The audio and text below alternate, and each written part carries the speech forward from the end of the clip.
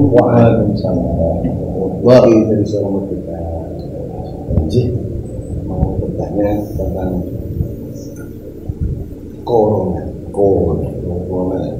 corona yang saat ini sedang berkecamuk di dunia ini, berefek juga di urusan agama. Menurut panjenengan ini yang membidangi langsung tidak akan.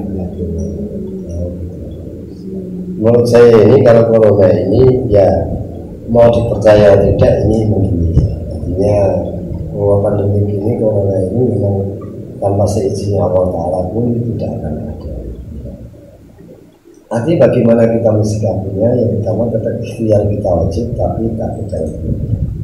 Secara pribadi saya mengenai ini bahwa corona ini sebagai bentuk kasih sayangnya Allah Ta'ala terhadap hambanya secara pribadi. Artinya apa?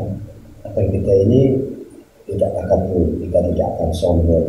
Dengan adanya corona ini kita dekat kepada keluarga, anak kita, bagaimana kita bisa mendidik anak kita semakin maksimal. Tadinya kita biasanya beribadah tidak bersama-sama, tidak bersama-sama. Dengan adanya corona ini, yang menurut aturan pemerintah ini harus artinya mengikuti protokol, artinya protap, artinya yang ditentukan oleh pemerintah. Sehingga bagaimana persikapan kita, tetap yang kita wajib mengikuti apa yang aturan pemerintah. Karena kita mengacu dengan firman Allah, Allah, Rasul, Amin. Jadi katakan ulul amri minkum ini bisa jadi ya juga pemerintah ini. Artinya kita mengikuti ini apa? Karena pemerintah ini memutuskan ini tidak dari satu sisi, dari berbagai macam segi. Artinya ada segi kedokteran, kesehatan, dan lain-lain sebagainya artinya. Sehingga artinya kita ini sebagai pemerintah ini bentuk tanggung jawabnya terhadap rakyatnya agar rakyatnya ini tidak terdampak penularan COVID yang sangat luar biasa. Dan kita wajib dengan baik sanitizer, masker, jaga jarak. Ya. Tapi artinya jangan terlalu kita kemudian takut berlebihan sehingga paranoid, justru itulah yang menjadikan dampak orang ini semakin drop. Maka demikian. Nah, sholat kita ini ada jarak. Sedangkan dulu sebelum corona, sholat ini imam selalu mengingatkan, rapat, barisan softnya rapat. Sedangkan selama corona ini harus berjarak. Itu bagaimana sebetulnya? Iya, kita karena apa yang diputuskan pemerintah kita harus mengikuti, ya artinya jaga jaraknya ini bukan jaga jarak yang terlalu. Maknanya ini kenapa sholat itu bisa jaga jarak, sedangkan ketika demo tidak ada jarak, ketika rapat tidak ada jarak, setelah kita sholat ini jaga jarak, kemudian foto selfie bareng tidak ada jarak. Ya terusnya benar bagaimana? Artinya tetap menurut saya ini ya jaga jarak ini tidak terlalu jauh. Artinya ini artinya tidak bersenggolan itu aja. Sehingga artinya lebih sebenarnya, karena kalau nanti jaga jarak terlalu jauh untuk memulihkan kembali ini sangat sulit. Untuk memulihkan suhu vakum, fa'in atas suyata minikau mati sholat. Sekarang orang Islam ini ngomong jaga jarak, kemudian membuli jaga jarak. Artinya maknanya mungkin ini jaga jaraknya secara ini jangan terlalu jauh kan, jauh sampai 1 meter. Artinya nanti karena untuk memulihkan rapat ini itu proses yang lama, apalagi COVID ini belum tahu kabar pasti yang tentunya kapan, ya. Walaupun artinya semoga aja segera pandemi ini diangkat. Amin ya Rabbal alamin. Itu harapan dari semua manusia yang ada di muka bumi ini, karena ini dunia dikatakan tidak percaya, nyatanya ada. Ya. Makanya bagaimana kita mensikapi corona ini terkait dengan ibadahnya, sudah kita sementara mengikuti peraturan pemerintah, misalnya tidak ada salah daripada ketika kita ini beribadah tapi justru tidak nyaman, ya. Karena di dulu seperti kemarin-kemarin ketika Jumatan sementara waktu diadakan adanya corona, artinya orang Jumatan ini koyak-koyak-koyakan, ya. ya kucing-kucingan, bahkan ada yang didatangi polsek, ada yang didatangi brimob, ketakutan, sehingga artinya kita ini tidak nyaman dan tidak khusyuk. Ya, menurut saya bagaimana? Ya sudah kita ikuti dulu, tidak ada salahnya, karena pemerintah pun akan bertanggung jawab. Nah, kita orang awam ini ya sudah kita aja kalau tidak memiliki amat dihisap ya. Kalau pemerintah ini ada seperti ini. Hukum jaga jarak dalam sholat itu ribut. Ya tadi kalau untuk urusan hukum kalau fikih dan sunnahnya itu kan memang kan harus rapat, tapi kan kita tetap harus kondisional karena memang ini aturan daripada pemerintah seperti itu. Saya yakin seperti ada yang Pak Ustadz tadi bilang nanti ada yang bertanggung jawab tentang itu, tapi menurut saya untuk taat kepada ulil amri itu juga harus kita patuhi juga, karena tidak mengurangi kepatuhan kita kepada ulil amri tersebut. Maka sebagai tokoh agama atau mungkin sebagai ustaz juga harus menyampaikan itu juga kepada masyarakat, karena itu bagian daripada menyampaikan sesuatu yang untuk keamanan dan kesehatan. Dalam urusan kesehatan mereka juga kita harus andil di dalamnya. Tadi saya seperti hanya yang kita lakukan kepada jamaah kita di Masjidil Hasan itu, di saat pemerintah menyampaikan kepada kita untuk menyampaikan ke jamaah bahwa sholatnya harus jaga jarak, harus cuci tangan, pakai masker, kita juga harus menyampaikan itu dan tidak mengurangi, dan kita pun tidak keberatan itu, karena memang ini adalah sifatnya dampaknya adalah ke seluruh dunia. Jadi kalau meskipun untuk urusan ibadah pun kalau memang itu tidak menyalahi daripada aturan agama yang baku, maka kita akan menyampaikan itu sebagaimana bentuk ketaatan kita kepada pemerintah. Ada enggak makna dari panjenengan berdua ini, bahasanya pesan ibu dari negara ini kan ada pesan ibu memakai masker, mencuci tangan, dan menjaga jarak. Ada enggak dari panjenengan ini makna secara Islami? Sebenarnya ini kalau menurut saya tidak ada Islami, ini sudah ada sejak dulu sebenarnya. Di zamannya orang-orang Jawa dulu, filosofi Jawa ini sudah mengajarkan terkait dengan sanitizer, jaga jarak, dan artinya pakai masker. Maknanya itu kalau orang-orang dulu itu di rumahnya selalu ada gentong, kemudian ada kendi, karena orang Jawa ini meyakini ketika orang setelah bekerja ini, orang Jawa mengatakan mesti ada sawan, sehingga sebelum masuk rumah cuci kaki, cuci tangan, biar sawannya tidak ada. Sebenarnya sudah ada zaman-zaman dulu, ini sudah terlampau saya. Kemudian artinya maknanya ya Islam sudah mengajarkan di dalam satu hadis an-nadhafatu minal iman, artinya kebersihan ini bagian daripada iman. Sehingga kalau kita ini bersih, mau masuk rumah dalam kondisi kita punya wudhu, ya, setelah kita bekerja, masuk rumah ini salahnya jadi hilang. Kemudian artinya jaga jarak ya, sebagaimana mungkin orang-orang dulu katakan masuk guru kita, artinya jaga jarak Islamnya kita jaga jarak dengan kepada manusia, daripada artinya jaga jarak yang maknanya bagaimana, hanya jaga jarak, jangan terlalu banyak kumpul kepada orang-orang yang ahli maksiat. Jadi dikatakan kalau cedak kebun buta kecipratan mencuri, cedak wong adolnya kecipratan membuat. Jadi ketika kita hanya seperti hello artinya tidak apa-apa, tapi jangan diakrabi ya, jangan-jangan kita yang benar. Sama seperti ketika kita memakai masker, artinya kita hati-hati sama-sama, artinya jangan-jangan kita yang menularkan kepada mereka atau mereka yang menulari kepada kita.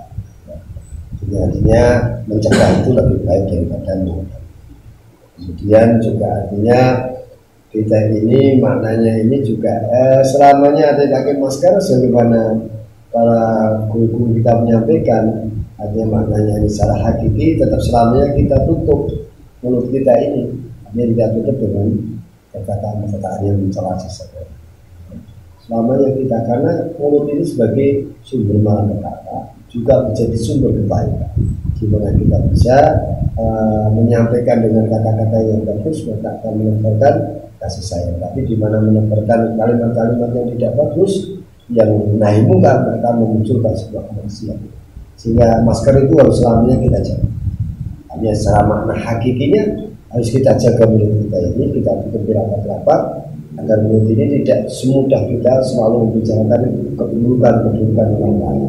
Karena banyak kita bermuhasabah kepada diri kita, sehingga Allah Ta'ala selalu memberikan peringatan termasuk adanya pandemi ini. Sehingga pandemi ini sebagai bentuk sentilannya Allah Ta'ala sebenarnya. Artinya diberikan makhluk yang tidak kelihatan secara kasat mata, semuanya sudah pada ketakutan. Padahal kalau kita ya itu yang wajib, tapi kan ya tidak ada apa-apa. Apalagi mengikuti aturan yang di dalam Islam ini, kita sudah sering wudhu, kita sering datang ke tempat-tempat yang bersih, itu saya kira sudah jauh daripada corona. Apalagi kalau bahasa satu ini, corona ini tidak mungkin masuk di wilayah pondok pesantren karena sudah ada virus gudik ratusan tahun yang lalu. Jadi corona ini sudah menjadi kalah virus gudik aja. Jadi harus mentawon. Makanya kalau iya harus gudik. Makanya kalau saat pondok pesantren ini justru ada yang kemarin di televisi TV banding dikatakan sumber dari COVID ini, saya tidak setuju. Karena di situ sudah ada ratusan tahun virus gudik, jadi virus corona ini tidak mental karena lebih ampuh virus gudik daripada virus corona. Iya, makanya jangan punya menjustifikasi kemudian corona ini menakutkan, tapi tetap kita waspada, tetap kita ikhtiar, ya, karena ikhtiar itu kita wajib. Ya. Kalau Pak Abdul Manan, Mbak Abdul Manan, hari virus corona ini mempengaruhi banget nggak ketika jenengan ngurusi umat, ya kan? Acara jenengan yang rutin terus kegiatan di masjid pengaruh banget, terasa banget nggak dengan virus corona ini? Yes, bagaimana yang kita lakukan bahwa untuk di masa pandemi ini, urus masa corona ini, tentunya kalau urusan pengaruh dan tidaknya ya pengaruh juga, gitu. Pengaruh juga. Cuman di mana kita meyakini betul jangan terlalu ditakuti, gitu. Jangan terlalu ditakuti. Bahasa kita tetap menyampaikan ke masyarakat bahwa virus ini memang berbahaya, gitu. Virus ini memang berbahaya. Artinya apa? Ini bentuk dari kepedulian kita kepada pemerintah untuk ikut berpartisipasi menyampaikan ini kepada umat. Kemudian kegiatan-kegiatan yang mungkin level atau sekelas kita adalah untuk mengurusi kegiatan-kegiatan di masyarakat kita itu. Di antaranya adalah sholat 5 waktu, kemudian juga ada kegiatan-kegiatan jamiah yang lainnya. Tentunya ya pengaruh juga. Tetapi untuk kegiatan ini memang kita tidak pernah memberhentikan kegiatan ini karena kalau kegiatan yang namanya mujahadahan, manakibah, tahlil dan sebagainya, maulid dan sebagainya, kalau kita hentikan secara totalitas, maka nanti yang berdoa untuk mengusir corona siapa? Kan kita kan, dan harus ada yang berdoa. Itu bagian daripada tawakal pada ikhtiar tadi, gitu. Tawakal pada ikhtiar, sehingga ya tetap kita patuh pada pemerintah untuk protokoler, kemudian juga tidak menghentikan kegiatan keagamaan meskipun dampak daripada virus corona ini akan berdampak sekali. Cuman kita Bismillah saja. Nanti tetap kita taat pada protokoler ya. Kemudian tapi kegiatan tetap kita jalan karena untuk bagian daripada nyuwun kepada Allah Subhanahu wa Ta'ala dan corona ini segera lenyap dan diangkat. Nah, selama ini pendekatan tim Satgas COVID, terus pejabat-pejabat pemerintah mengontrol corona di kegiatan keagamaan panjenengan, pripun reaksi ini? Ya. Mereka datang dengan halus atau pripun atau gimana? Beberapa kali kita didatangi dari yang di tempat kita kan, meskipun ada tempat-tempat wisata juga ada didatangi juga. Tapi kita tidak tahu yang di tempat lain. Ada Pak Kapolsek pernah datang silaturahmi ke rumah, meskipun kita seperti itu kita tidak ketemu. Kemudian Pak Wakapolsek juga datang ke rumah juga menyampaikan untuk kerjasama Pak Ustadz untuk beliau bilang seperti itu. Beliau datang dengan santun, beliau datang dengan ramah, beliau menyampaikan juga dengan ramah juga, sehingga kita penerimaan kita kepada penyampaian beliau kita sikapi dengan bijak juga. Dan beliau para petugas tersebut yang Pak Kanit Reskrim juga datang juga, beliau menyampaikan juga mohon kerjasamanya seperti itu. Dan kita juga kalau bahasa beliau itu baik dan santun, maka kita juga akan merasa legowo ketika kita didatangi beliau. Tetap kegiatan tetap jalan dan protokol kesehatan. Bismillah mawon. Kalau Pak Yai Haji Ustadz kata pondoknya pribun,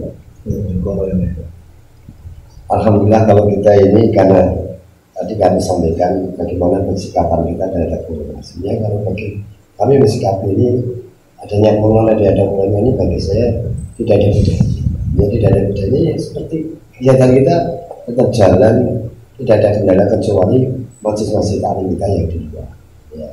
Karena ini pondok pesantren, kalau kita didatangi dari dinas kesehatan yang sampaikan, kita juga mengikuti peraturan pemerintah, tidak boleh kegiatan di masjid, kita ada di rumah.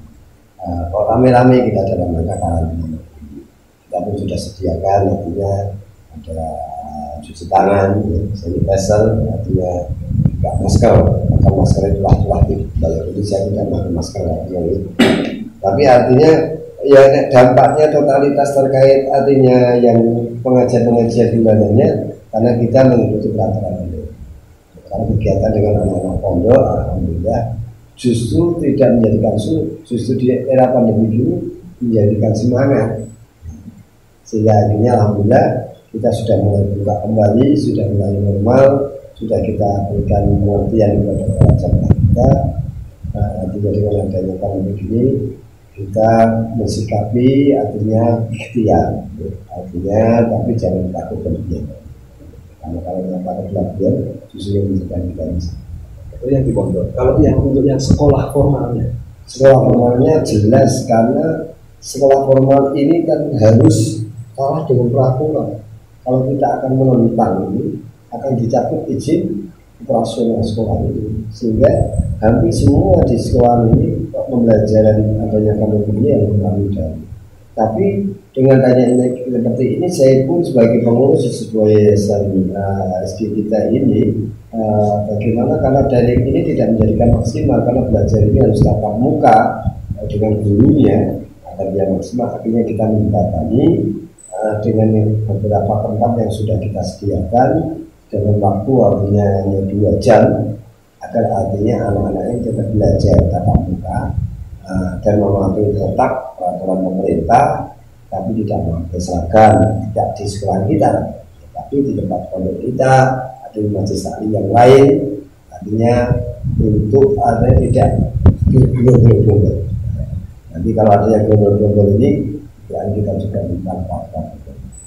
Tapi memang kalau ngefek jelas di dalam dunia pendidikan, hampir semua orang tua orang ini mengeluh terkait dengan adanya, karena dengan adanya daring ini sungguh manfaat, sehingga guru merasa ya inilah, makanya jangan kita bisa menyalahkan guru, ternyata mendidik anaknya sendiri aja belum ada tahun aja harus domong kafir. Nah, ini artinya barulah ini guru ini sebuah pahlawan yang sangat luar biasa.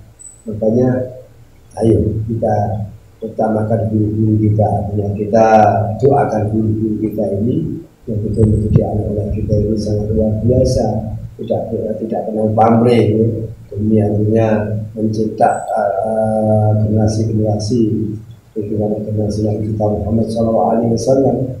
Kalau dirasa mungkin efek, ya sedikit terkait otomatis karena kita sekolah swasta terkait dengan pemasukan, mau tidak mau kita harus gaji guru, tampil lah.